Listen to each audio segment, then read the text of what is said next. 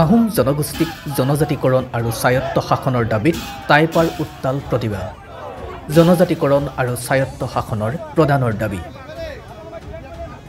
সদৌ টাই আহোম যুৱ পৰিষদে আহোম জনগোষ্ঠীক জনজাতিকৰণ আৰু স্বায়ত্ত শাসন প্ৰদানৰ দাবীৰে প্ৰতিবাদ সাব্যস্ত কৰে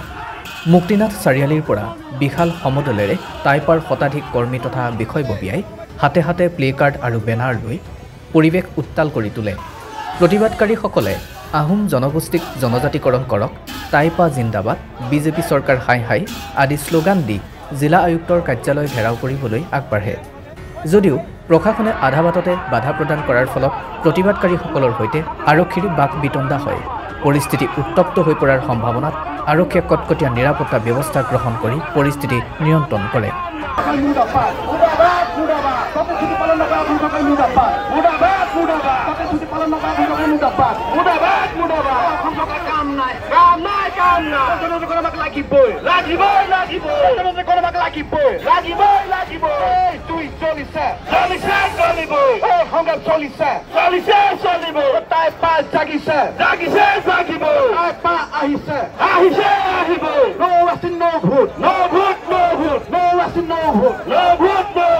টাইপাৰ নেতাসকলে দাবী কৰে যে আহোম জনগোষ্ঠীক জনজাতিকৰণ প্ৰদান নকৰিলে আৰু স্বায়ত্ত শাসনৰ বিষয়ে চৰকাৰে গুৰুত্বপূৰ্ণ সিদ্ধান্ত গ্ৰহণ নকৰিলে আগন্তুক দিনত বৃহৎ আন্দোলন গঢ়ি তোলা হ'ব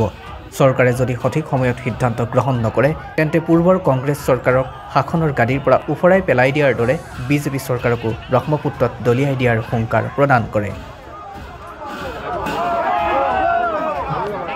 শিৱসাগৰৰ পৰা ফাৰহান লস্কৰৰ ৰিপৰ্ট নতুন সময়।